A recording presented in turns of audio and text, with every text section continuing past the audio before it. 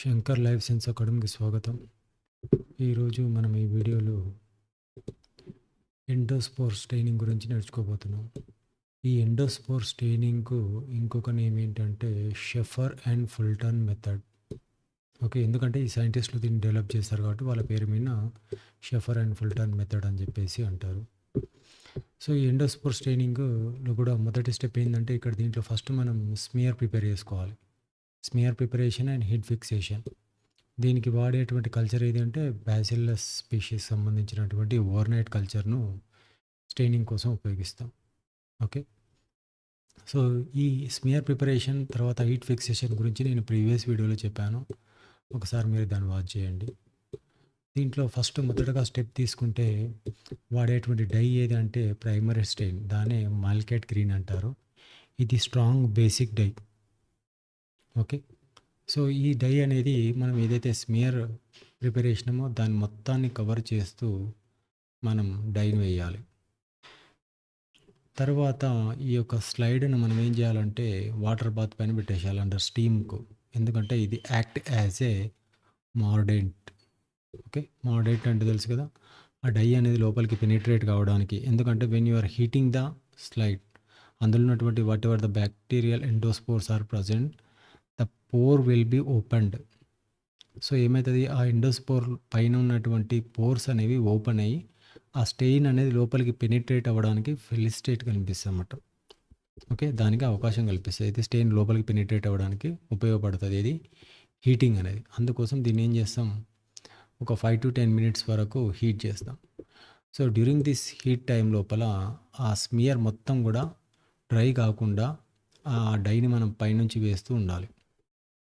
Okay, అట్లా ఎంత time duration, 5 to 10 minutes వరకు. దెన్ తర్వాత నెక్స్ట్ స్టెప్ ఏంది, వాష్.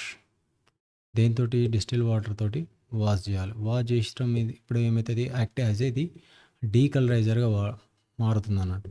సో డీకలరైజర్ జరిగి ఏదైతే వెజిటేటివ్ సెల్ ఉందో అవి చూడండి, దాని నుంచి కలర్ మొత్తం పోయింది, ఓన్లీ ఎండోస్పోర్లో మాత్రమే ఉంటుంది. ఇక్కడ చూసుకుంటే మీకు ఈ స్టెప్ లోపల vegetative cell as well as ఇక్కడ చూడండి, వెజిటేటివ్ సెల్ అండ్ ఎండోస్పోర్స్ రెండు కూడా మీకు గ్రీన్ కలర్లో ఉన్నాయి. కానీ ఇక్కడ తీసుకుంటే వాషింగ్ స్టెప్స్కి వచ్చేటానికి ఏమవుతుంది, మీకు వెజిటేటివ్ సెల్ నుంచి కలర్ పోతుంది, ఓన్లీ ఎండోస్పోర్లో మాత్రమే ఉంటుంది. ఓకే, నెక్స్ట్ తర్వాత స్టెప్ లోపల ఇక్కడ మనం ఏం చేస్తున్నామంటే secondary stain or counter stain వాడుతున్నాం. సో అదేది సాఫ్రనిన్. ఎప్పుడైతే మీరు సాఫ్రనిన్ వేస్తారో అప్పుడు వెజిటేటివ్ సెల్స్ అన్నీ కూడా మీకు పింక్ కలర్లో కనిపిస్తాయి, ఎండోస్పోర్స్ అన్నీ కూడా మీకు గ్రీన్ కలర్లో కనిపిస్తాయి. ఓకే, సో ఈ సాఫ్రనిన్ ఎంతసేపు ఉంచాలి అంటే మనం 1 to 2 minutes పెట్టేసి తర్వాత save, wash and keep it for room temperature, A dry చేసి అబ్జర్వ్ అండర్ 10x, తర్వాత 40x, లాస్ట్ 100x లోపల మీరు అబ్జర్వ్ చేస్తే మీకు ఎండోస్పోర్స్ అనేవి కనిపిస్తాయి. సో గ్రీన్ కలర్లో ఉన్నవన్నీ కూడా మీకు ఎండోస్పోర్స్, రెడ్ కలర్లో ఉండేటివి వెజిటేటివ్ సెల్స్. సో ఇప్పుడు మనకి ఎగ్జామ్ పాయింట్ ఆఫ్ వ్యూలో క్వశ్చన్స్ అడిగేది మెయిన్గా ప్రైమరీ స్టెయిన్ ఏది అని అడుగుతారు. మాల్కెట్ గ్రీన్ అనేది గుర్తుపెట్టుకోండి, ప్రైమరీ స్టెయిన్.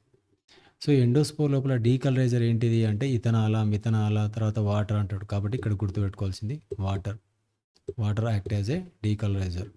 ఇక్కడ మోడెంట్ ఏది అంటే హీట్ చేయడం వల్ల ఆ డై అనేది లోపలికి పెనిట్రేట్ అవుతుంది ఎండోస్పోర్ లోపలికి.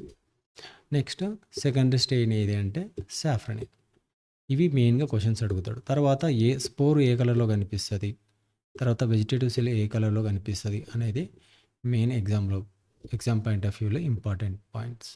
ఓకే, సో దీనికంటే ముందు కొన్ని ఎగ్జాంపుల్స్ కూడా ఇంపార్టెంట్, ఎందుకంటే ఎగ్జామ్ లోపల స్పోర్స్ గురించి కూడా అడుగుతాడు అన్నమాట. ఏదైనా ఒక బ్యాక్టీరియాని ఏమి ఇస్తాడో ఇచ్చి identify the which one is endospore forming bacteria అంటాడు. కాబట్టి ఇక్కడ మనం కొన్ని ఎగ్జాంపుల్స్ ఇచ్చినాం, ఇవి కూడా మీరు రిమైండ్ చేసుకోవాలి వీటన్నిటిని కూడా.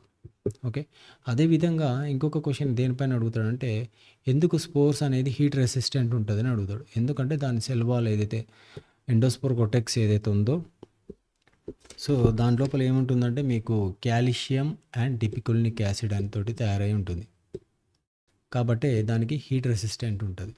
ఓకే, నెక్స్ట్ సైంటిస్ట్ ఎవరైతే ఉన్నారో Ellis B షెఫర్ and McDonald Phaltan.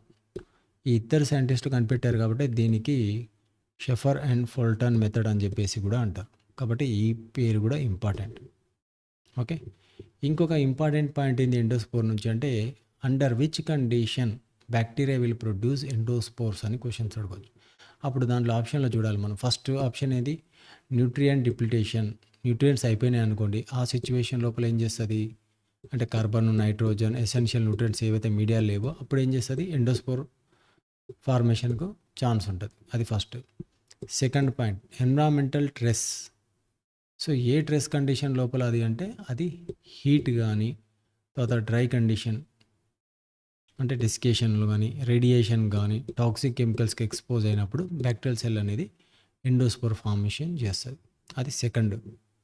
Third వచ్చి అన్ఫేవరబుల్ pH.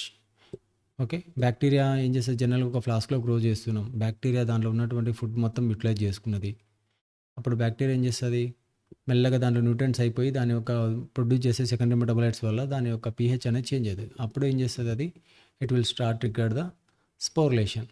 అదొకటి. Next oxygen stress. So oxygen stress వచ్చినప్పుడు కూడా మీకు ఏమైతే జనరల్గా అప్పుడు కూడా స్పోర్స్ అనేవి ఫార్మేషన్ చేస్తాయి, ఎస్పెషల్గా క్లస్ట్రిడియం. ఇవన్నీ కూడా ఏంటివి, నాన్ స్పోర్ ఏమంటారు ఎనారబిక్ బ్యాక్టీరియా, క్లస్ట్రిడియం స్పీషీస్ అనేవి. ఎప్పుడైతే ఆక్సిజన్కి ఎక్స్పోజ్ అవుతుందో అప్పుడు కూడా అదేమవుతుంది, ఎండోస్పోర్ ఫామ్ చేయడం చేస్తుంది అన్నట్టు. సో ఈ 4 కండిషన్స్ అయితే మనకు ఎప్పుడైనా క్వశ్చన్స్ అడిగినప్పుడు దాంట్లో ఉన్న ఆప్షన్స్ని చూడాలి. ఫస్ట్ ప్రియారిటీ వైజ్గా ఇచ్చుకుంటూ రావాలి. ఫస్ట్ న్యూట్రియంట్స్ డిప్లిటేషన్ అంటే న్యూట్రియంట్స్ అయిపోతున్నప్పుడు, ఎన్విరాన్మెంటల్ స్ట్రెస్, తర్వాత unfavourable pH, next oxygen stress. ఇవి ఈ 4 అన్నట్టు. సో ఎగ్జామ్ పాయింట్ ఆఫ్ వ్యూలో దీనికి వెళ్ళే క్వశ్చన్స్ అడిగే అవకాశాలు చాలా వరకు ఉన్నాయి. ఓకే. ఇది